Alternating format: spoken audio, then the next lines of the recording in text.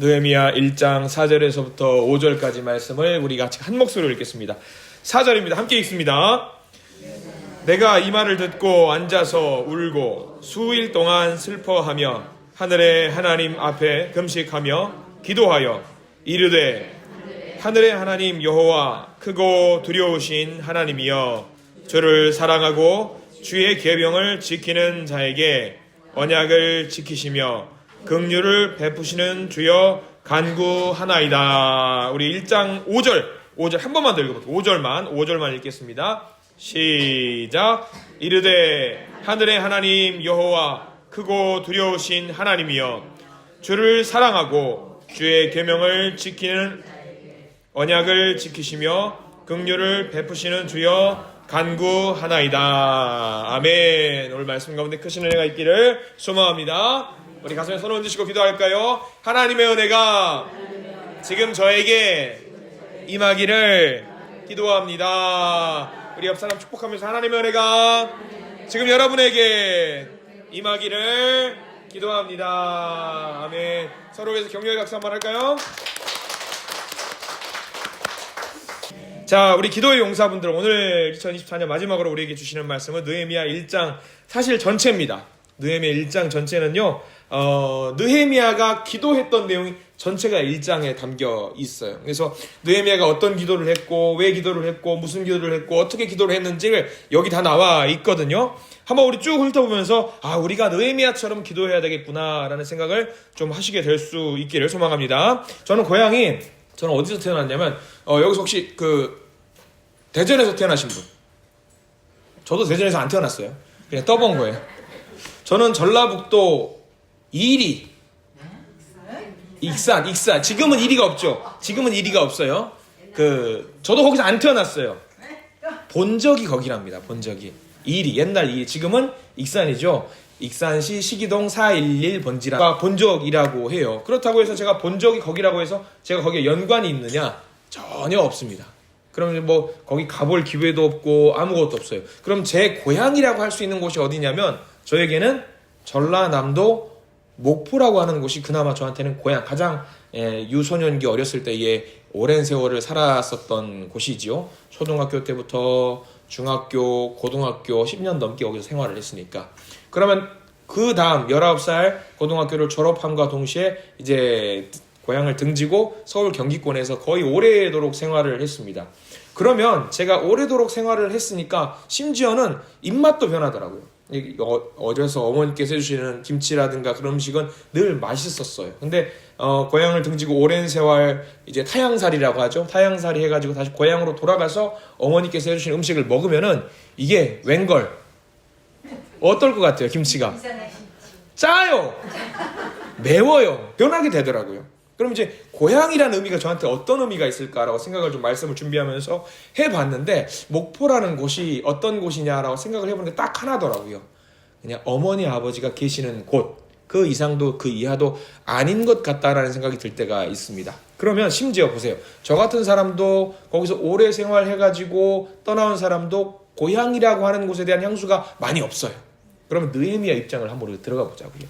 느헤미야는 거기서 태어난 사람도 아니에요. 그럼 고향에 대한 어떤 향수라든가 어렸을 때에 아이들과 동네에서 놀았다 그런 것들 전혀 없는 사람이기 때문에 고향을 향해서 기도한다라든가 고향의 어떤 번영과 자주 번영, 민족을 위한 기도를 할 수 있는 것이 쉬운 일일까요? 어려운 일일까요?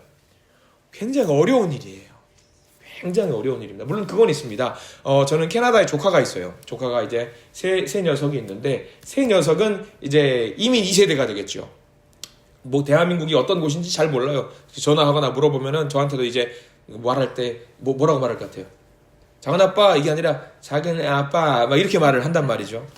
이제 몰라요. 대한민국에 대해서. 그럼 그 아이들은 고향에 대한 생각이 전혀 없어요.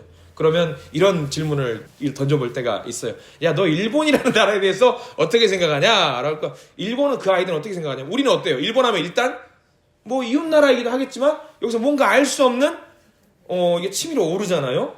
근데 그런 것들이 아이들은 한국이라는 나라를 점령했구나 정도로만 알고 있지 그 이상의 감정이 없단 말이에요. 그러니까 떠나 있는 아이들은 느낌이 없는 거예요. 이런 고향에 대해서, 향수에 대해서. 느헤미야도 마찬가지예요. 마찬가지. 그럼에도 불구하고 1장 전체를 할애하면서 느헤미야는 이렇게 기도를 하나님께 올렸는데 어떤 기도를 올렸는지 우리가 잘 봐야 합니다. 느헤미야는 자 3절 말씀 한번 볼게요. 어떤 사람이 느헤미야를 만났어요? 자, 느헤미야 3절 말씀 우리 같이 한번 읽어볼 때 느헤미야 1장 3절 같이 한번 읽어볼게요. 시작. 그들이 내게 이르되 사로잡힘을 면하고 남아있는 자들이 그 지방 거기에서 큰 환난을 당하고 능욕을 받으며 예루살렘 성은 허물어지고 성문들은 불탔다 하는지라.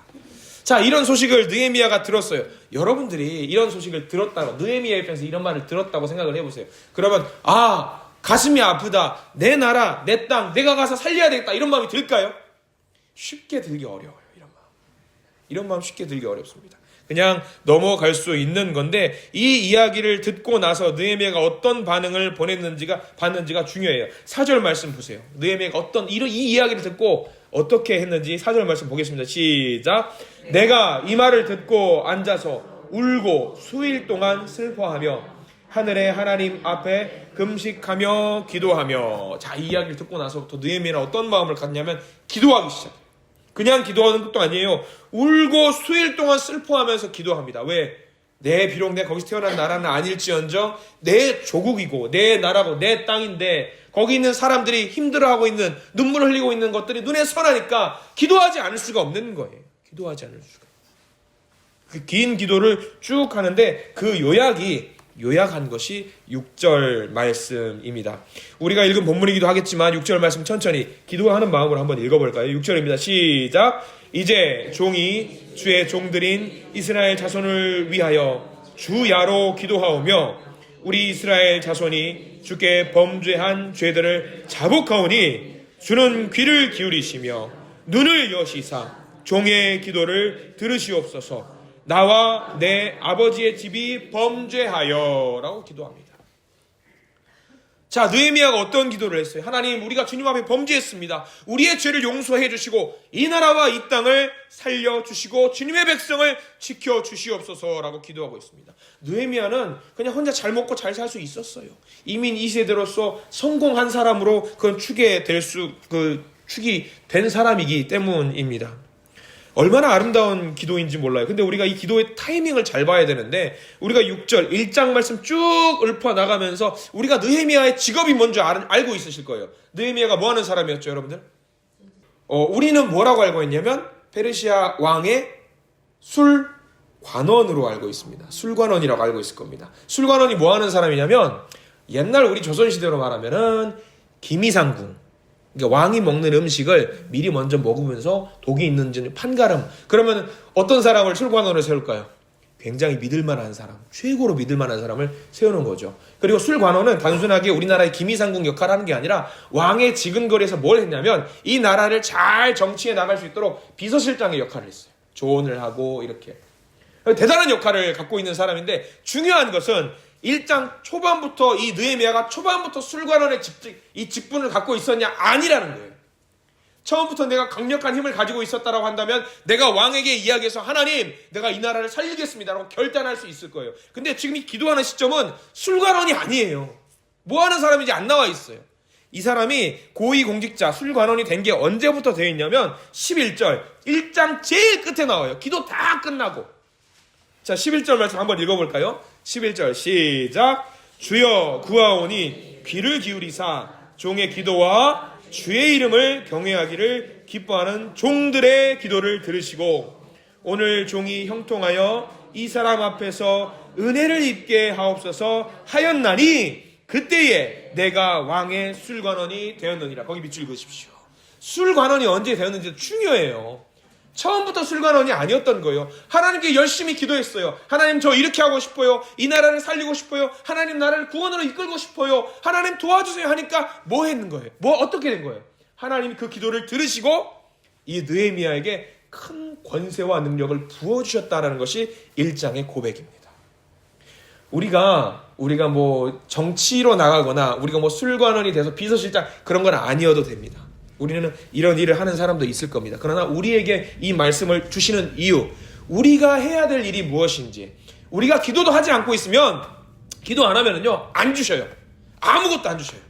이 나라를 위해서 우리 위정자를 위해서 기도하고 나라를 위해서 기도하고 여러 가지 방법으로 우리가 기도를 해야 되는데 기도하지 않는다라고 한다면요, 하나님은 아무것도 부어주지 않는 분이세요. 그런데 기도를 할 때에 우리가 하나님께 간구하고 기도하고 눈물로 자복하면서 하나님 도와주세요 할 때에 하나님은 그 기도를 들으시고 이렇게 응답하신다라는 사실입니다.